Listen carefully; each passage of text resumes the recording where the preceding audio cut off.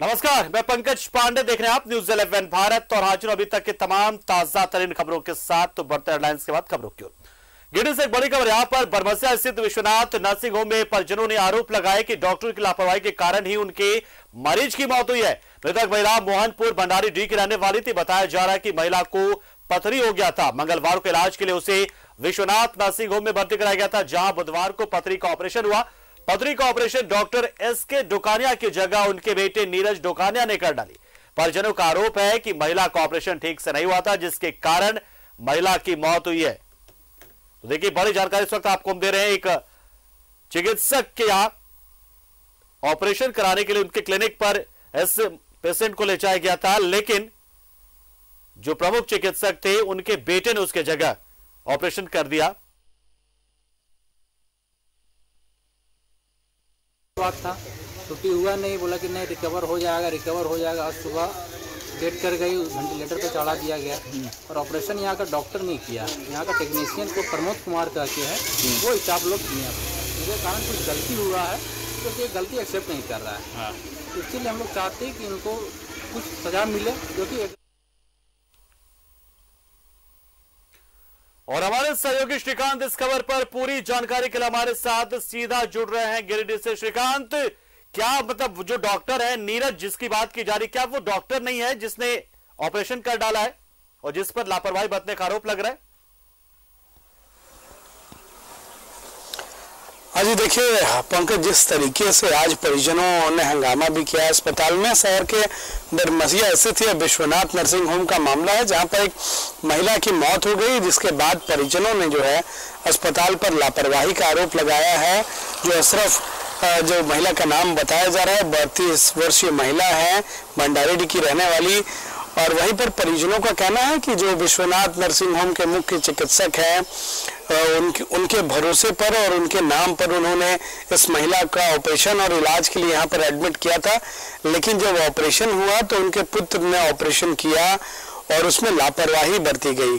परिजनों का यह भी आरोप है कि महिला की मौत के बाद भी जो है कारण छिपाने की कोशिश की गई है, लेकिन अब परिजनों का कहना है कि इस मामले में जांच हो, क्योंकि लगातार ऐसे मामले देखने को मिलते हैं कि जहां पर जो है परिजनों को पहले बरगलाया जाता है, उन्हें जैसे तैसे उनका इलाज किया जाता है, और जब हालत बिगड़ने लगती है या हालत डॉक्टरों के हालत से बाहर आउट ऑफ कंट्रोल हो जाता है तो उन्हें या तो रेफर कर दिया जाता है या फिर उस समय जो चिकित्सक है वो चुप्पी साध लेते हैं।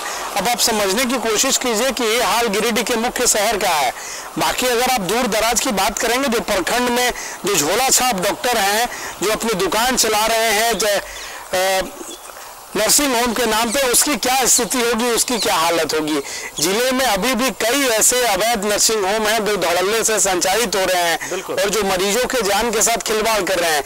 ये तो हाल है रजिस्टर्ड बड़े जो नामी गिरामी बात कर, जहां पर एक घटना घटी है वो काफी रिनाउंड है या फिर वो भी ऐसी मतलब छोटा मोटा कोई क्लिनिक है? किस तरीके का नर्सिंग होम है ये?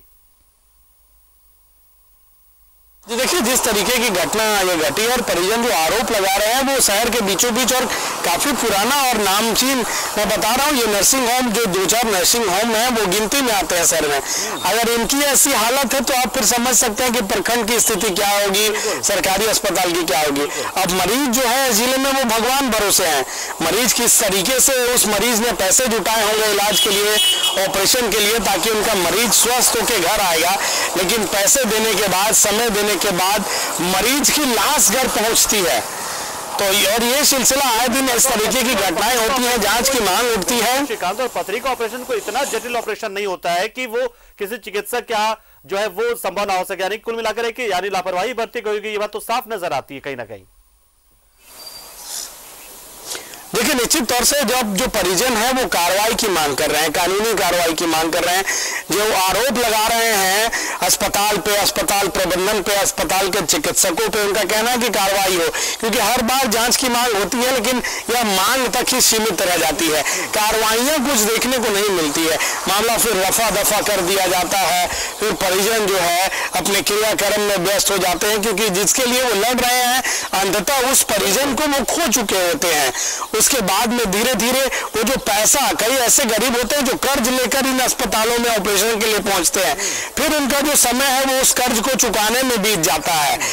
अभी भी गिरिडीह में सदर अस्पताल है, मातृत्व शिशु चिकित्सा अस्पताल है, जहां पर बेहतर सुविधा है, बेहतर इलाज है, बेहतर डॉक्टर है, लेकिन व्यवस्था नहीं है।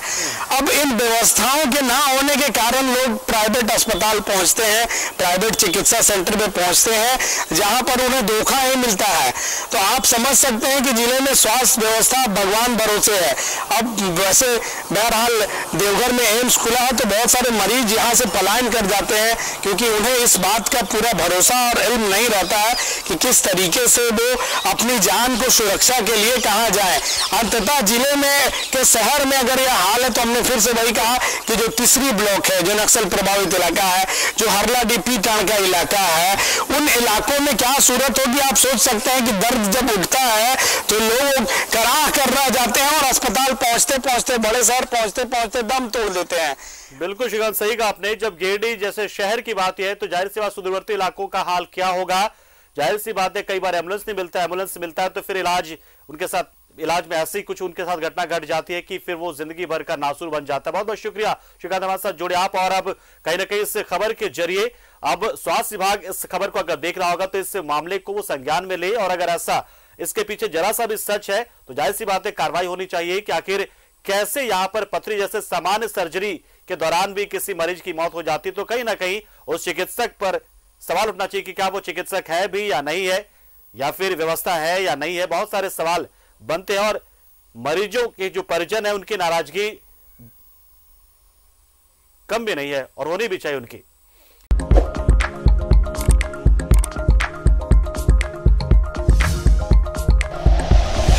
Like and share videos, subscribe करें हमारा चैनल और प्रेस करें बेल आइकॉन। न्यूज़ 11 भारत, सच है तो दिखेगा।